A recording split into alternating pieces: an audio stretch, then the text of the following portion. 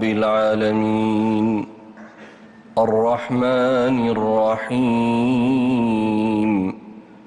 مالك يوم الدين إياك نعبد وإياك نستعين اهدنا الصراط المستقيم صراط الذين أنعمت عليهم غير المغضوب عليهم ولا الضالين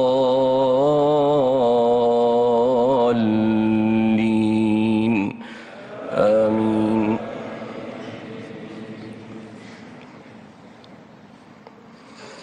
ولما بلغ أشده واستوى آتيناه حكما وعلما وكذلك نجزي المحسنين.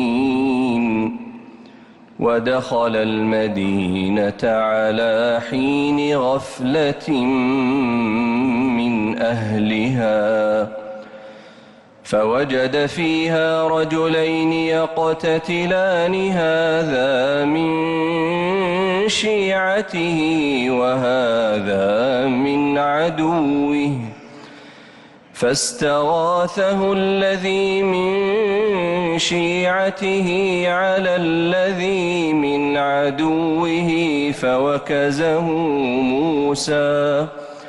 فوكزه موسى فقضى عليه قال هذا من عمل الشيطان إنه عدو مضل مبين.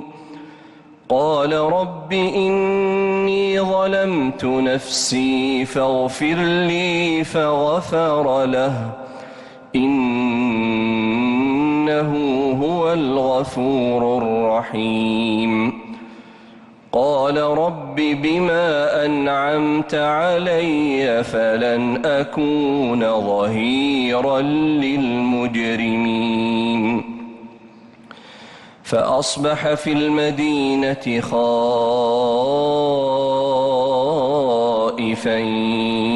يترقب فإذا الذي استنصره بالأمس يستصرخه قال له موسى إنك لغوي مبين. فلما أن أراد أن يبطش بالذي هو عدو لهما قال يا موسى أتريد أن تكون جبارا أن تقتلني كما قتلت نفسا بالأمس إن تريد إلا أن تكون جبارا في الأرض وما تريد أن تكون من المصلحين. وجاء رجل من أقصى المدينة يسعى قال يا موسى إن الملأ يأتمرون بك ليقتلوك فاخرج إني لك من الناصحين. فخرج منها خائفا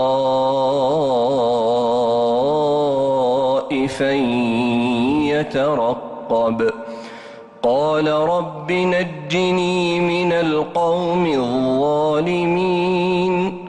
ولما توجه تلقاء مدين قال عسى